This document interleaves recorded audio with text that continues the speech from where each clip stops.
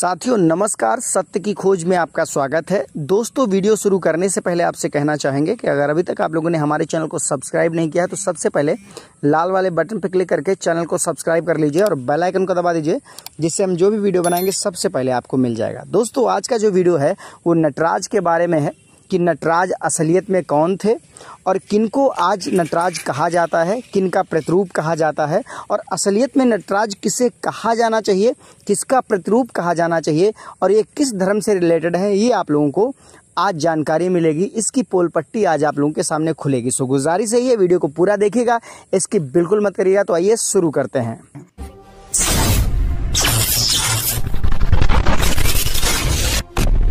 साथियों, सभी को पता है कि बुद्ध की विरासत से ही हमारे देश में देवी देवताओं का निर्माण हुआ है। जितनी बुद्ध की मूर्तियां खंडित हुई हैं और जहां जहां से बुद्ध की मूर्तियां निकल रही हैं वहां पर ये लोग अपना डेरा डाल देते हैं और बोलते हैं ये हमारे देवी देवता हैं। अगर वज्रयान शाखा, महायान शाखा जो बुद्धिज्म की शाखाएं हैं उनमें की बनी हुई मूर्तियां निकलती हैं तो ये लोग अपने हिंदू देवी देवताओं से जोड़ने का काम करते हैं। अब इस मूर्ति को देखिए, ये है नटराज, नृत्य के राजा। इनको कहा जाता है कि ये शिव के प्रतिरूप हैं और ये नृत्य करते हुए दिखाए जाते हैं, मतलब शिव तांडव का स्वरूप भी दिखाया जाता है। और कई आसान भाषा में इनको समझाने का काम किया गया है कि ये शिव के प्रतिरूप कहे जाते हैं। जब मैंने इनके बारे में गूगल सर्च किया तो मुझे कुछ ये मिला, ये सुनो। नटराज भगवान शिव का एक प्रसिद्ध रूप है जिसमें वे ब्रह्मांडीय नर्तक के रूप में दर्शाए जाते हैं। ये रूप भारत में विशेष रूप से तमिलनाडु में लोकप्रिय है और चिदम्बरम मंदिर में नटराज की एक प्रसिद्ध मूर्ति है। नटराज का अर्थ है नृत्य का राजा और यह रूप शिव के तांडव नृत्य को दर्शाता है जो सृष्टि, स्थिति और विनाश का प्रतीक है। नटराज की विशेषताएं। 1. ब्रह्मांडीय नृत्य। नटराज को एक घेरे में नृत्य करते हुए दिखाया जाता है जो ब्रह्मांड का प्रतीक है। 2. तांडव नृत्य। यह नृत्य भगवान शिव का उग्र और शक्तिशाली नृत्य है जो ब्रह्मांड की लय और गति को दर्शाता है। 3. सृजन, स्थिति और विनाश। नटराज के हाथों में डमरू, सृजन, अग्नि, विनाश और अभय मुद्रा, सुरक्षा होती है जो जीवन के चक्र को दर्शाते हैं। और 4. अज्ञानता पर विजय। नटराज के पैरों के नीचे एक बौना, अज्ञानता और अहंकार का प्रतीक अपस्मार को दबाया जाता है जो अज्ञान पर ज्ञान की विजय को दर्शाता है। नटराज का महत्व। 1. सृजन और विनाश। नटराज का नृत्य सृष्टि, स्थिति और विनाश के निरंतर चक्र का प्रतिनिधित्व करता है जो ब्रह्मांड का आधार है। 2. कला और सौंदर्य। नटराज को नृत्य के भगवान के रूप में ये कला और सौंदर्य का प्रतीक भी है। और 3. आध्यात्मिक ज्ञान। नटराज का नृत्य भक्तों को आध्यात्मिक ज्ञान और आत्म साक्षात्कार की ओर मार्गदर्शन करता है। नटराज की मूर्तियां। 1. नटराज की मूर्तियां आमतौर पर कांस्य या पत्थर से बनी होती हैं। 2. दक्षिण भारत के कई मंदिरों में नटराज की मूर्तियां पाई जाती हैं, विशेष रूप से चिदम्बरम मंदिर में। और 3. नटराज की मूर्तियां चोल काल, 9वीं 13वीं शताब्दी की उत्कृष्ट कलाकृतियां हैं। नटराज के बारे में कुछ रोचक तथ्य। 1. नटराज की मूर्ति का एक पैर उठा हुआ होता है जो मोक्ष की प्राप्ति का प्रतीक है। 2. शिव के उलझे हुए बालों से गंगा नदी का प्रवाह दिखाया जाता है।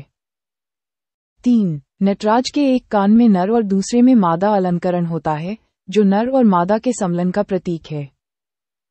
और 4. नटराज के चारों ओर का घेरा प्रकाश का प्रतीक है जो समय के अंतहीन चक्र को दर्शाता है। नटराज भगवान शिव का एक शक्तिशाली और प्रतीकात्मक रूप है जो ब्रह्मांड की लय, कला और आध्यात्मिक ज्ञान का प्रतिनिधित्व करता है। मैं इस बात को सुन करके मैं आश्चर्यचकित हो गया। उसके बाद में मैंने फिर से एक बटन दबा दी जिसके सामने लिखा था नटराज के पीछे की कहानी क्या है, मतलब नटराज के पीछे की जो कहानी है उस पर क्लिक हो गया।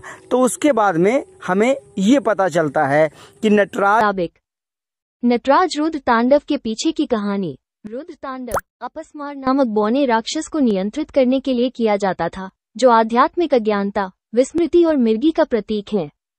स्कंद पुराण के अनुसार अपस्मार राक्षस को अमर होने का वरदान प्राप्त था और उसमें दूसरों के लिए समस्याएं पैदा करने की शक्ति थी।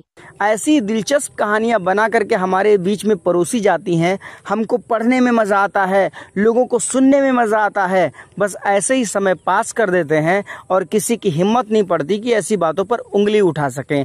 अगर उंगली उठाएंगे तो बोलेंगे कि आप धर्म पर उंगली उठा रहे हो, भगवान पर उंगली उठा रहे हो, तुम पापी हो, तुमको पापे परी। इसीलिए किसी की हिम्मत नहीं पड़ती कि वो उंगली उठा दे।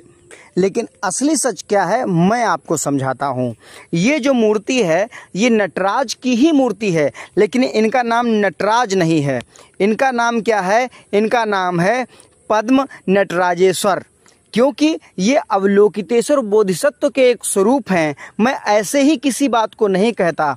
एक बहुत ही पुरानी मूर्ति प्राप्त हुई है जो कि मैन माटी संग्रहालय में सुरक्षित रखी हुई है, जिसमें साफ साफ देख सकते हैं नटराज के कंधों पर एक बुद्ध की मूर्ति नजर आती है। अब इसको देख करके आप बिल्कुल कंफर्म हो गए होंगे कि ये मूर्ति जो है वो अवलोकितेश्वर बोधिसत्व के प्रतिरूप की है। इनको नटराज कहा जाता है। असलियत में इनका नाम नटराज नहीं पद्म नटराजेश्वर है।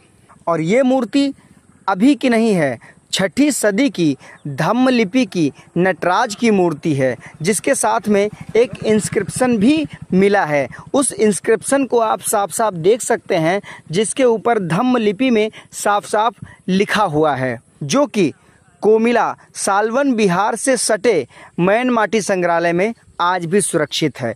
वहां पर जा कर के देख सकते हैं कि बुद्ध की प्रतिमा किस तरीके से इन नटराज के कंधों पर स्थित है, जिससे साफ साफ ये कंफर्म हो जाता है कि ये मूर्ति नटराज की ही है। लेकिन ये नटराज शिव के प्रतिरूप नहीं है। इनको आज तक ये बताया जाता रहा है कि ये शिव के प्रतिरूप हैं, लेकिन ये महायान शाखा के नटराज जो हैं, जिनको पद्म नटराजेश्वर कहा जाता है। आप क्या कहना चाहते हैं कमेंट बॉक्स में जरूर बताइएगा। इस वीडियो को कम से कम 10 ग्रुप में शेयर करिएगा। मिलते हैं अगले वीडियो में, तब तक के लिए नमस्कार।